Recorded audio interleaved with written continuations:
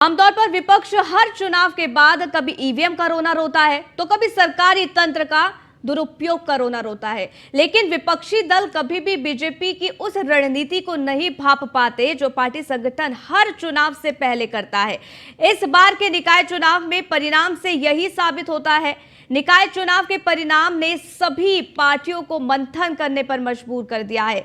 सभी पार्टियां मंथन करके चुनावी समीक्षा कर रही है। अब सवाल उठता है कि चुनावी सियासत में लीड लेने की बीजेपी की रणनीति की विपक्ष के पास क्या कोई काट है?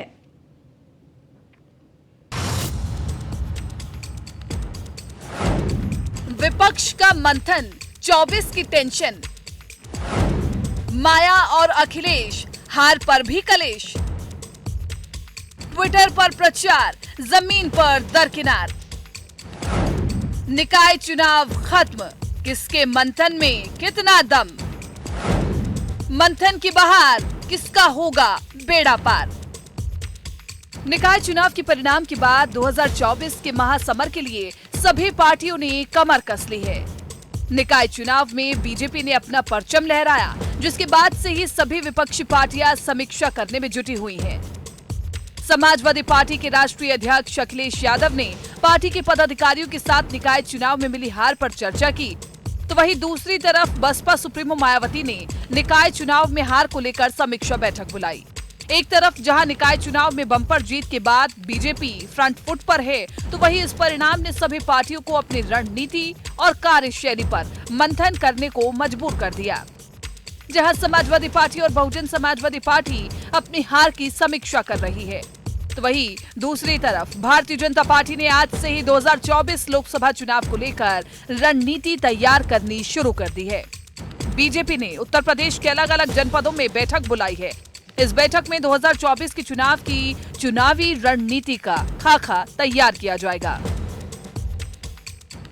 दरअसल निकाय चुनाव के परिणाम जहां बीजेपी के लिए 2024 से पहले एक बूस्टर साबित हुआ, तो वहीं अन्य विपक्षी दल, चाहे वो सपा हो या बसपा, उनके लिए एक बुरे सपने की तरह है।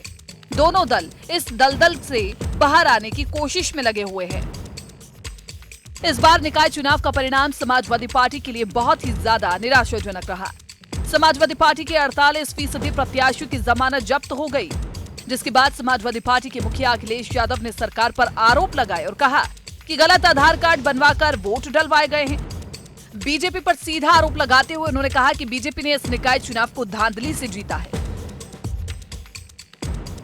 निकाय चुनाव में बहुजन समाज पार्टी ने भाजपा को 4 सीटों पर कड़ी टक्कर दी और दूसरे मुकाम पर रही, लेकिन नगर निगम की 17 सीटों में से एक भी हासिल नहीं कर पाई। यही कारण है कि बसपा सुप्रीमो मायावती ने पार्टी के पदाधिकारियों, मंडल और जिला अध्यक्षों की बैठक बुलाई। 2024 के लिए पार्टी पदाधिकारियों को जिम्मेदारियां सौंप दी हैं। लेकिन अब सवाल ये उठता है कि विपक्ष हर चुनाव के बाद कभी ईवीएम का रोना रोता है तो कभी सरकारी तंत्र के दुरुपयोग का। लेकिन विपक्षी दल कभी भी बीजेपी की उस रणनीति को नहीं भांप पाते जो पार्टी संगठन हर चुनाव से पहले करता है।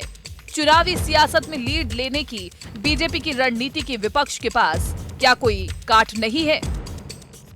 Bureau report, news 1 India.